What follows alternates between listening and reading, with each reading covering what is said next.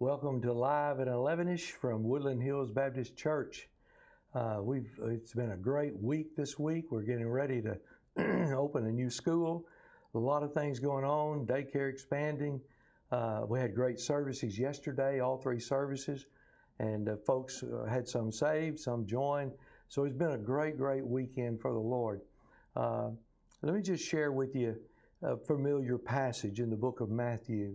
The disciples are in the boat and the storm is raging, and here comes Jesus walking along. They thought he was a ghost, and then he said, "Be not afraid, it's I." The Wisdons have a great song out there called "Be Not Afraid." And Peter said, "Lord, if it's really you, let me come to you." And of course, you know the rest of the story. He did. He ended up sinking. And a lot of times Peter gets the rap. We think, poor Peter, he took his eyes off Jesus and he sank and all that. But I would remind you that Peter walked farther on water than anybody else did. I'd also remind you that there were 12 in that boat. 11 of them stayed in the boat. Only one got out of the boat, and that was Peter. And then Peter went on to be greatly used of God on the day of Pentecost. You remember he was walking to the temple, and the man was begging there, and he said, "Silver and gold have I none, but such as I have give I thee, and in the name of Jesus rise up and walk." And the man rose up and walked. And even in the New Testament, there's instances where the people got in the shadow of Peter and they were healed. Now, I want to just give you a couple of things here. I don't think it was walking on water that what Peter wanted to do. I think he wanted to get where Jesus was. You see, there's a lot of people who are more interested in the blessing than they are the blesser. And it's not that we need to get the blessing necessarily. We ought to desire to be with the one who gives the blessing, the Lord Himself. And so I think Peter is saying, Lord, when he said, "If it's you, bid me come," I think Peter's probably saying, "Lord, I want to be where you are." And just walking on water was a detail there. And then when he got the word, I want you to note Peter went. When Jesus said, "Come," Peter didn't say, "Lord, are you sure about this?" Lord, whoa, maybe we better do a committee and study this a little bit. No, I want to tell you, when Jesus said, "Come," he went. What we don't know is not hurting us today in Christianity. It's what we do know and we refuse to do.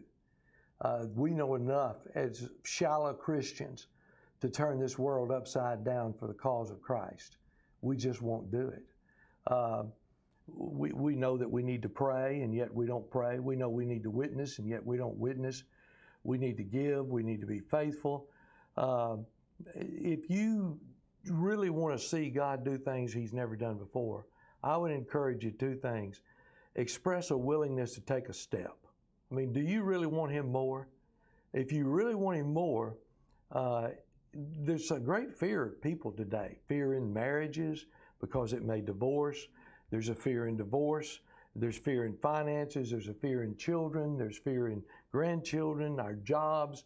It used to be, you took a job and it was steady, but now a guy that, 40 years ago would have one job, two at the most in his whole life. Now, by the time he's 30 years old, he may have had 5 different jobs, 5 different companies. There's a lot of uncertainty, a lot of fear. And then our health.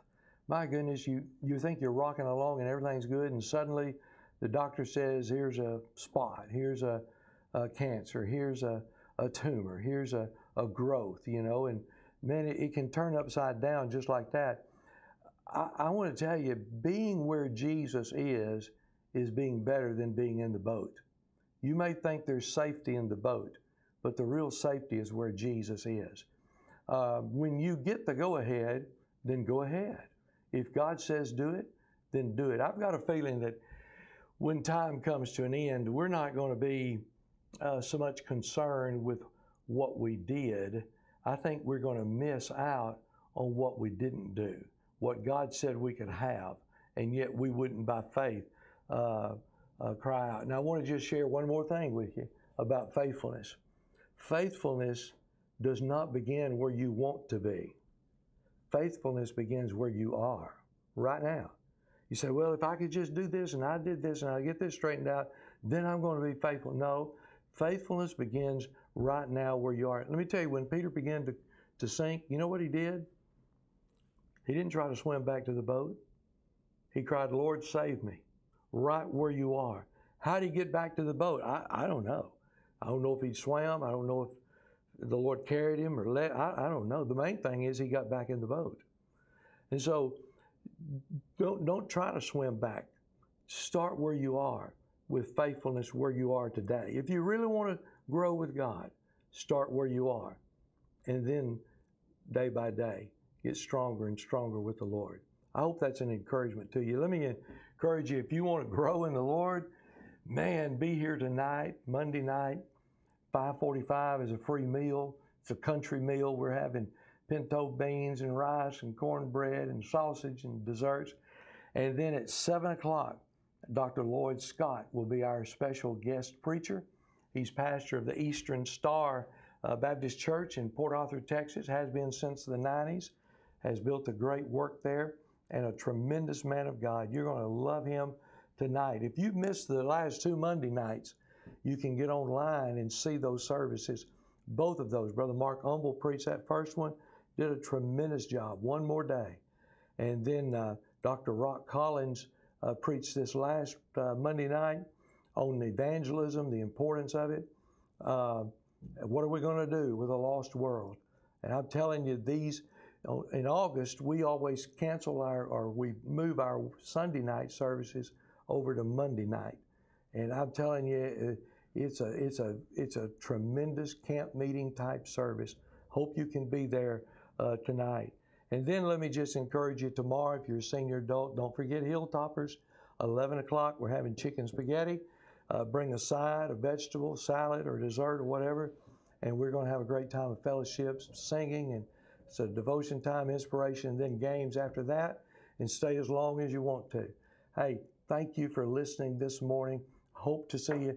Listen, pray for 2 things. Pray for our Christian brothers and sisters in Afghanistan. They're facing a tough road. Many of them, if the God doesn't do a miracle, many of them are going to be killed in these next few days. And I want to tell you, they're not backing down. They're saying we're going to stand up for Jesus. And man, can you imagine what it's like to breathe your last breath here on earth and breathe your first breath in heaven? I'm telling you, we need to pray. They're our brothers and sisters, and we need to pray for them. And then pray for many, many, many around here and all over that are sick. The rise of COVID, protect yourself, do what you need to do. I've told our church yesterday, you ought to have one doctor you can trust and ask that doctor, Doctor, what do you want me to do? What do I need to do? I don't care who started the virus. I don't care how bad it is. None of that makes any difference. Listen, the truth is, it is what it is. And it's a very dangerous virus. So I would encourage you, ask your doctor, what do I need to do? And then follow his instructions. I love you and look forward to seeing you tonight at the service. God bless.